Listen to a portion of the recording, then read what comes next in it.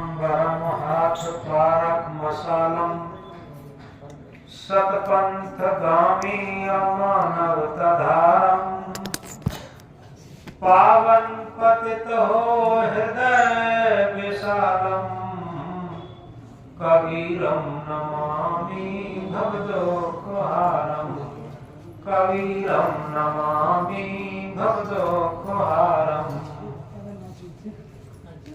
मोद मंगल में संत समाज, देवी और देवताओं, भारत की कर्मधारी बच्चों, अभी काफी देर से संतों के, भक्तों के, माताओं के भजन सुनने को मिल रहे। यथार्थ में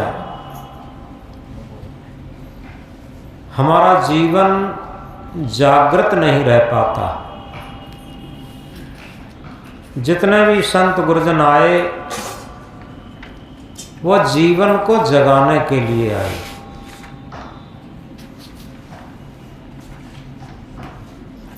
सदगुरु कबीर साहब जगाते हुए एक महामंत्र में कहते हैं,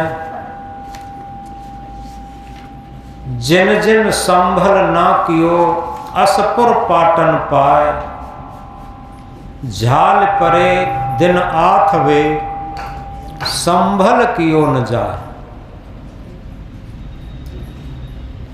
जिन जिन लोगों ने ऐसा अमूल्य मानव जीवन पाने के बाद भी संभल कहते हैं सहारे को। जिस तरीके से कोई तीर्थ में जाता है तो संभल के रूप में भोजन है, पैसा टका है, धन दौलत है, जो आवश्यकताएं हैं उसकी व्यवस्था करके ले जाता, उसे संभल कहते। तो सदगुरु जगाते हैं, जिन जिन संभल ना कियो असपुर पाटन पाए। पुर कहते हैं शरीर को और पाटन कहते हैं ऐसे अमूल्य मानव जीवन को। ऐसा अमूल्य मानव जीवन पाने के बाद जिन जिन लोगों ने ऐसा संभल इकट्ठा नहीं किया, आगे क्या बताते, झाल परे दिन आठ वे संभल कियो न जाए। जिस तरीके से दिन छुपने को होता है, झाल पड़ जाती, शाम सूर्य ढल जाता, सूर्य ढलने का नाम झाल परे, दिन आठवे, और दिन अस्त होने को होता, सूर्य अस्ताचल की ओर चलता, संभल की ओर न जाए। फिर कोई संभल नहीं बनाया जा सकता। सदगुरु बाहर का उदाहरण देकर के आध्यात्म में अंदर समझाते हैं, क्योंकि बचपन में ये जीवन हंसते देखा, मस्त हुआ जवानी में, और बुढ़ापा आते रोते देखा। जो ढलता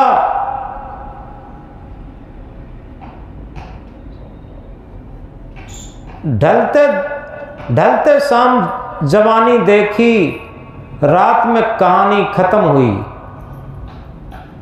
यानी जब बचपन होता है तो हंसते खेलते चला जाता, और जवानी में मस्ती भरी रहती, अहंकार भरा रहता, मद भरा रहता,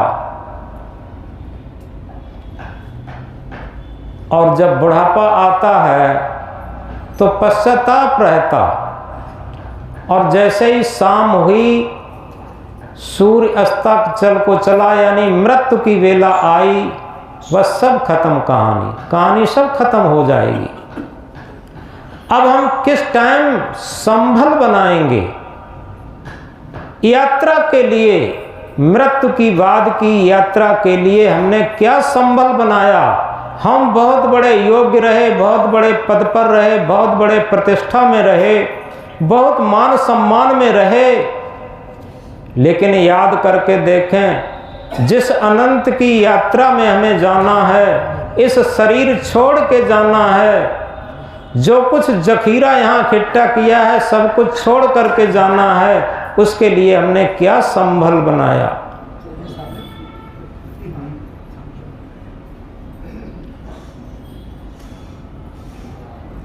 जो समेट रहे सब सपना है, जो समेट रहे सब सपना है, जो लुटा रहे वही अपना है।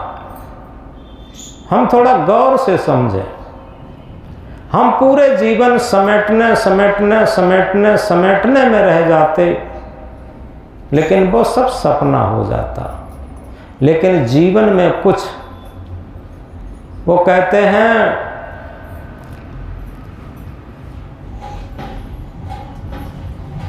अगर हमने जीवन को प्राप्त किया, मानव जीवन को प्राप्त किया है, तो रामायण की चौपाई क्या कहती है? परहित सरिस धर्म नहीं भाई, पर पीड़ा सम नहीं अदमाई। परहित के समान दुनिया में कोई धर्म नहीं, और पर पीड़ा के समान दुनिया में कोई अधर्म नहीं। आखिर हमने ऐसी कुछ कमाई की है जिसमें परमार्थ किया हो, परहित किया हो।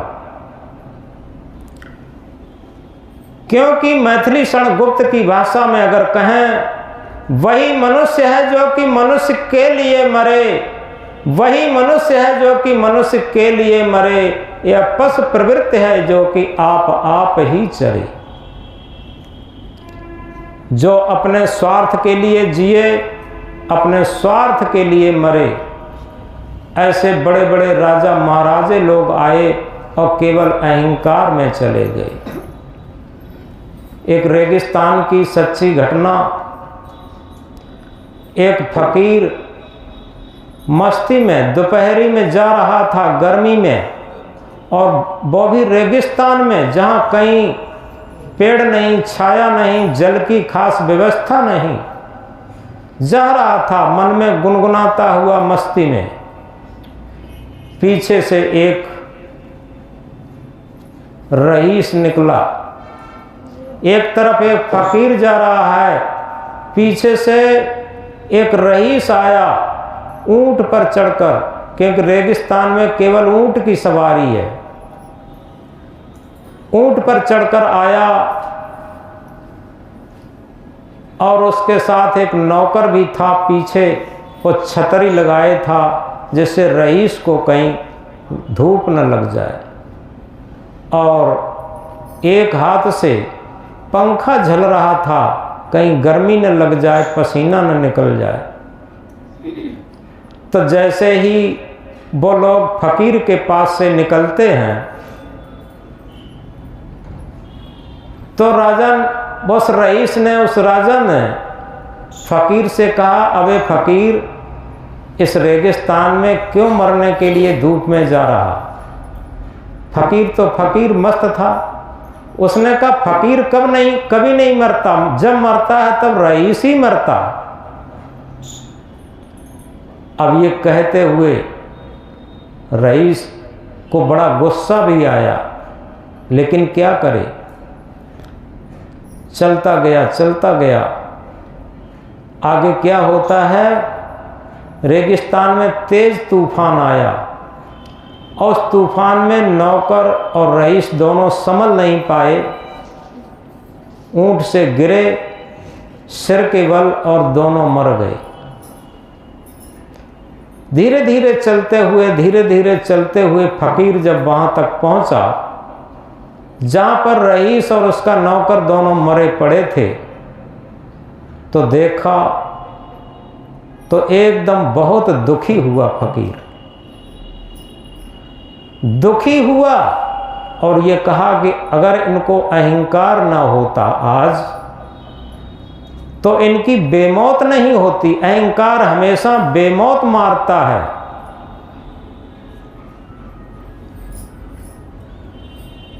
तो इस तरीके से वही नहीं, आप देखें इतिहास इस बात से भरा पड़ा है।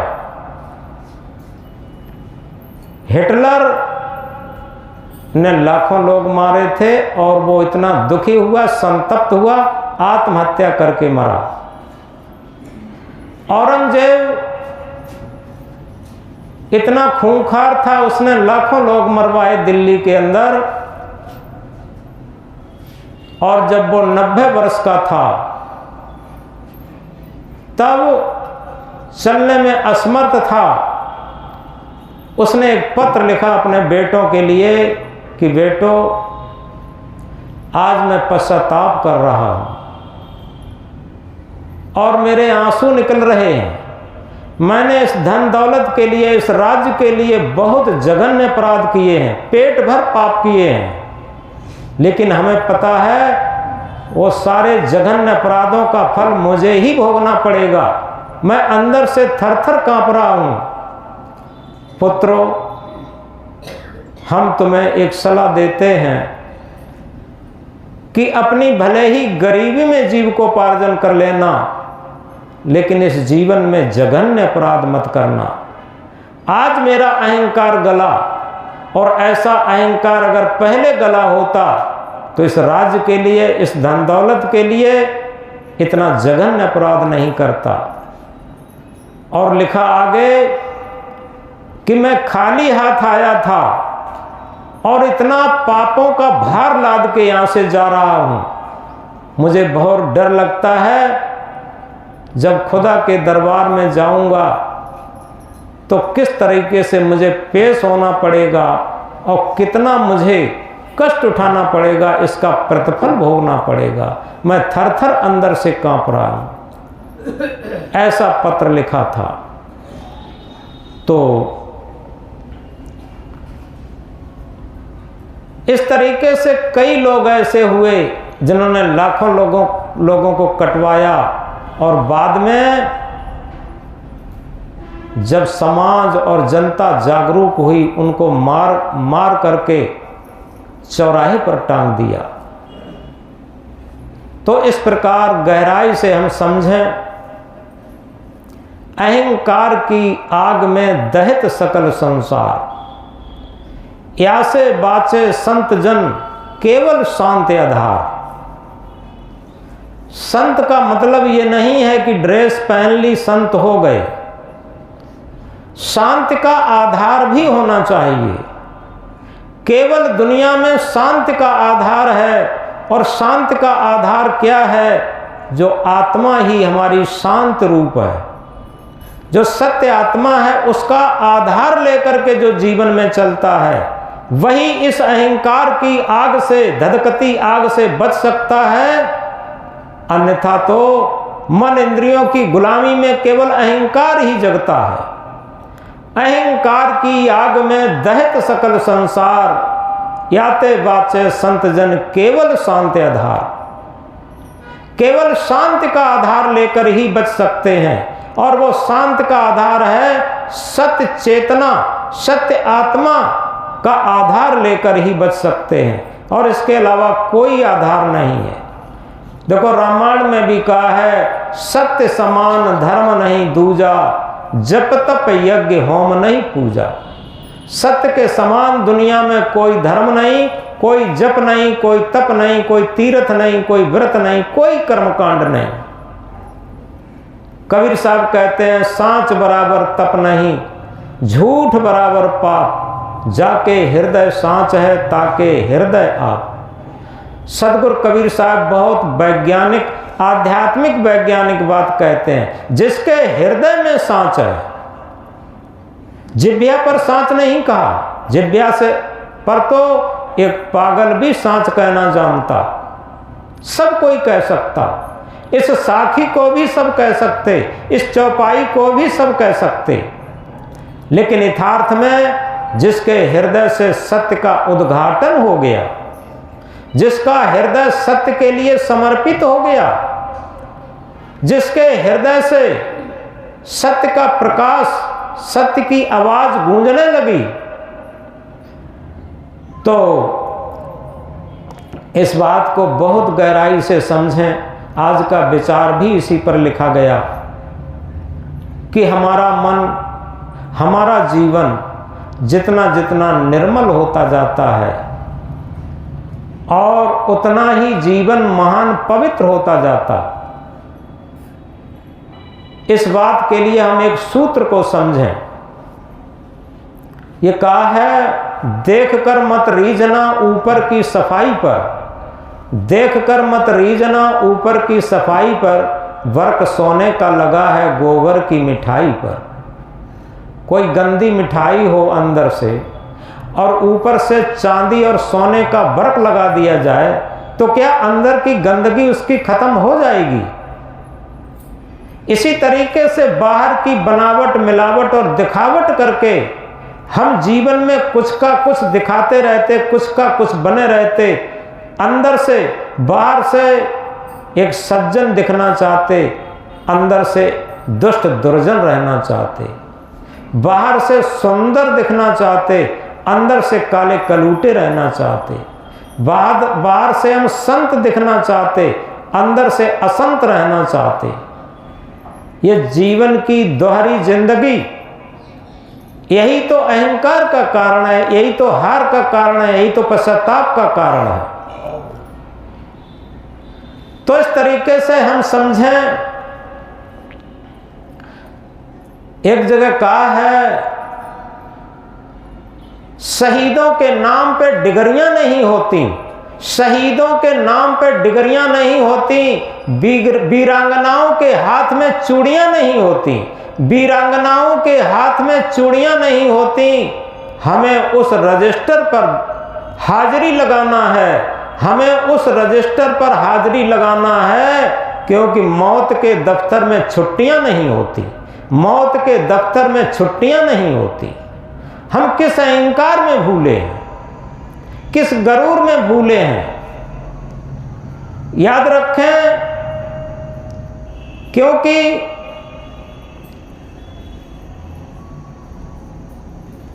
जीवन बहुत क्षणिक है, कहा नहीं जाता किस क्षण ये पानी जैसा बबूला फूट जाए।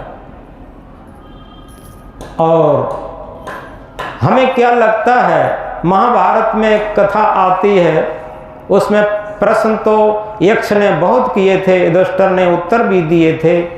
एक बहुत मार्मिक प्रश्न था, कहा कि युधिष्ठिर दुनिया में सबसे बड़ा ताज्जुब क्या है? तो युधिष्ठिर ने कहा, दुनिया में सबसे बड़ा ताज्जुब ये है कि कोई हमारी आंखों के सामने जब मर जाता है तो हमें लगता है कि वो मर गया, हम नहीं मरेंगे। ये दुनिया में सबसे बड़ा ताज्जुब है। सब किसी को ऐसा ही लगता, और ये सबसे बड़ा अहंकार का कारण ये होता है, हमें दूसरे की छोटी छोटी गलतियां बहुत बड़ी बड़ी पहाड़ के समान दिखाई देती, और अपनी बड़ी बड़ी गलतियां, बहुत बड़ी पहाड़ जैसी गलतियां वो दिखाई ही नहीं देती। ये सबसे बड़ा अहंकार का सूत्र होता। जब हमें छोटी सी छोटी अपनी गलती दिखाई देने लगे, छोटी सी छोटी अपनी गलती दिखाई देने लगे और दूसरों की अच्छाई दिखाई देने लगे, तो समझो हमारे अंदर हृदय में विवेक जग गया, हृदय में सत्य जग गया, हृदय में भक्ति जग गई। जब हमारे हृदय में विवेक का प्रकाश प्रस्फुटित होता है तो अंदर का हमें दिखाई देने लगता। अभी तो हम बाहर का देख रहे, सब परेशान हैं। कल एक सज्जन आए थे, थोड़ी देर बैठे, बार बार कहते थे कि महाराज लोग समझते ही नहीं, लोग सुधरते ही नहीं। तो हमने उनसे कहा, देखो ये बात सबसे गलत है। लोग समझते ही नहीं, लोग सुधरते ही नहीं। अरे लोग समझें या न समझें, लोग सुधरें या न समझें, न सुधरें, सबसे पहले हमें सुधरना है। लोगों से क्या लेना देना, लोग कैसे हैं क्या मतलब। अरे हम प्यासे बैठे हैं, लोग पानी पिए बैठे हैं। अब हम प्यासे बैठे हैं, हमने पानी नहीं पिया तो हमारी प्यास नहीं बुझी, और जब हम पानी पिएंगे तभी तो हमारी प्यास बुझेगी। ऐसे ही भोजन हम करेंगे तभी तो भूख जाएगी। इसी प्रकार श्रम तो करता नहीं, फल की करता चाह। श्रम तो करता नहीं, फल की करता चाह, क्या मंजिल मिल जाएगी बिना चले ही राह। हम किसी भी क्षेत्र में हैं और उस क्षेत्र का श्रम नहीं करते, कर्तव्य नहीं करते, कर्तव्यनिष्ठ नहीं है, आत्म प्राण नहीं है, सत्य प्राण नहीं है, भक्ति प्राण नहीं है, तो हमें सफलता कैसे मिल जाएगी। हम इच्छा करते हैं कि हमें स्वर्ग मिल जाएगा, वैकुंठ मिल जाएगा, मोक्ष मिल जाएगा, कल्याण मिल जाएगा, आत्म परमात्मा साक्षात्कार हो जाएगा। कैसे हो जाएगा। इसीलिए सदगुरु कबीर देव ने कहा, चाहत सुख दुख संगन छाड़ा, भमर जाल बिच आसन माढ़ा। चाहते तो सभी सुख हैं, लेकिन दुख का साथ नहीं छोड़ रहे। सबसे बड़ी बात ये, हम खूब सुख का वर्णन करते हैं, शांति का वर्णन करते हैं, आत्म परमात्मा का वर्णन करते हैं, मोक्ष का वर्णन करते, लेकिन हम वही बंधन पर बंधन, राग द्वेष छल कपट झूठ फरेब सब बनाते चले जा रहे हैं। जब वही राग द्वेष छल कपट झूठ बनाते चले जा रहे हैं, फिर मुक्ति शांति सुख कैसे मिले। यथार्थ में सूत्र है, जहां सेवा वहां त्याग है, जहां त्याग वहां प्रेम, निर्मल अंतःकरण जहां वहां शांति सुख चैन। जहां सेवा वहां त्याग है और जहां त्याग वहां प्रेम, निर्मल अंतःकरण जहां वहां शांति सुख चैन। हमारा मानव जीवन सेवा भाव से जुड़ा।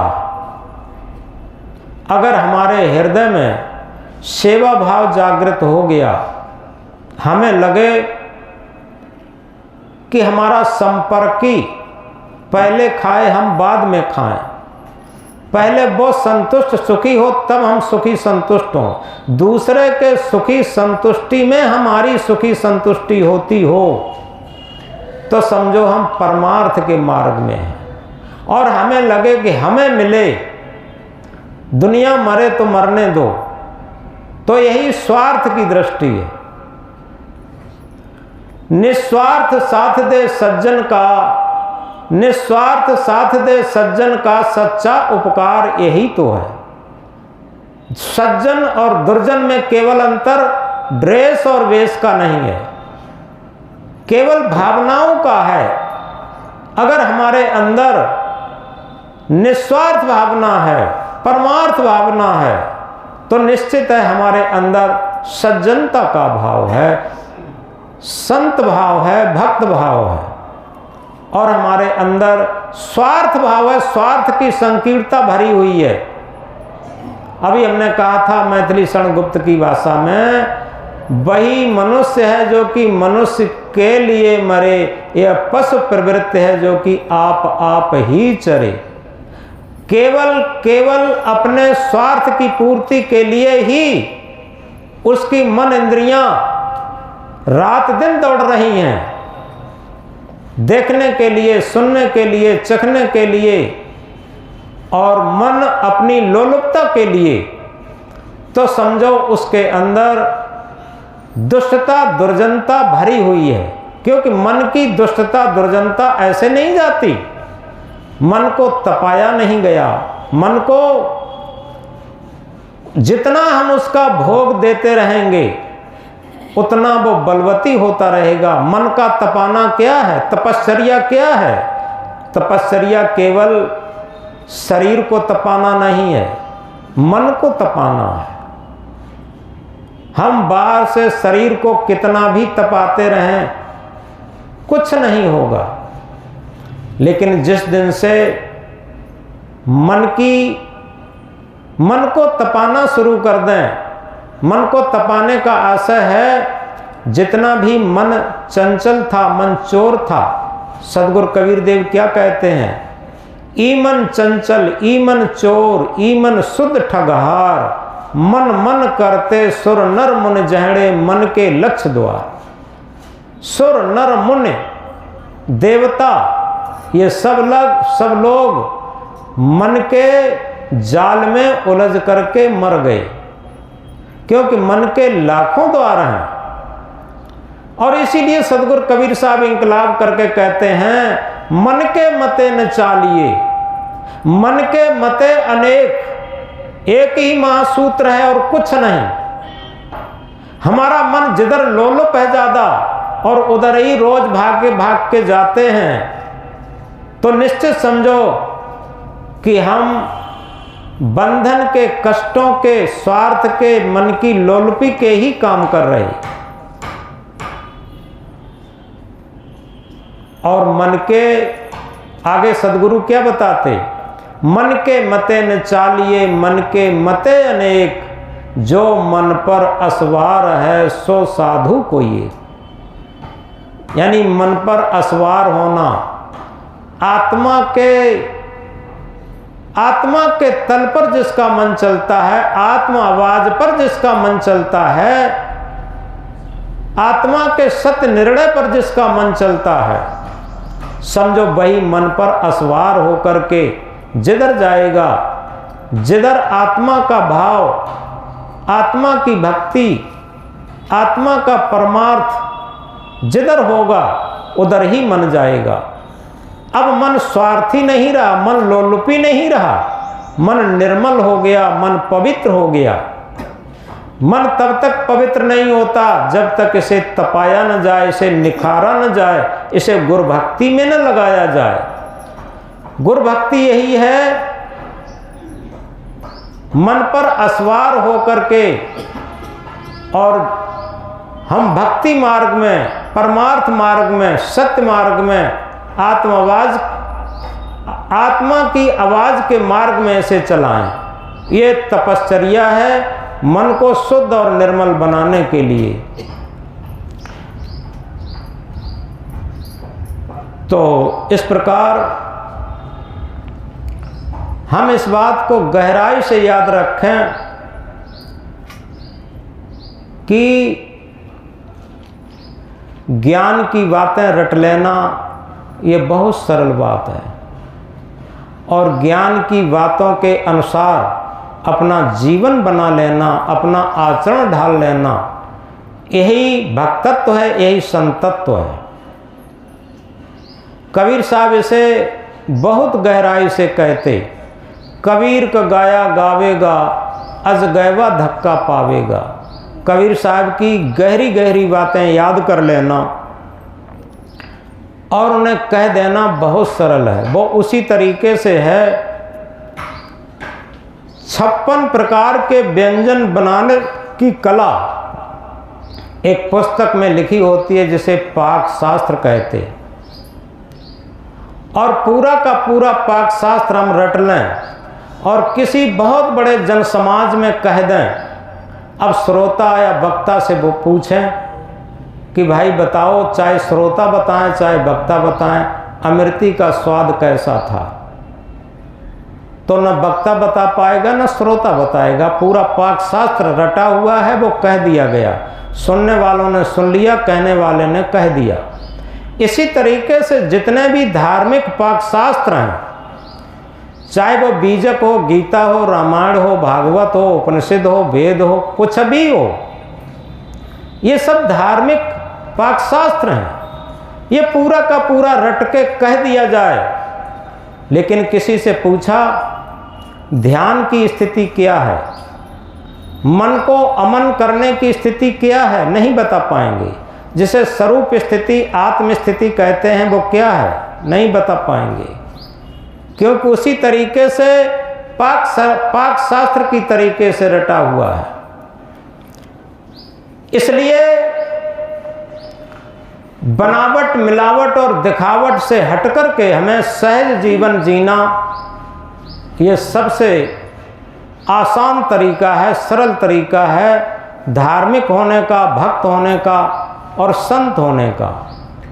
क्योंकि सादा खाओ, सादा पहनो, आफत न सिर पर आएगी, 4 दिन की जिंदगी आराम से कट जाएगी।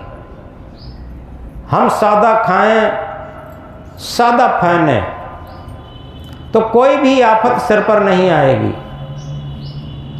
सादा खाने का आशय क्या है? केवल मुंह से खाने का नहीं है। हमारी जितनी भी ज्ञान इंद्रियां हैं, कर्मेंद्रियां,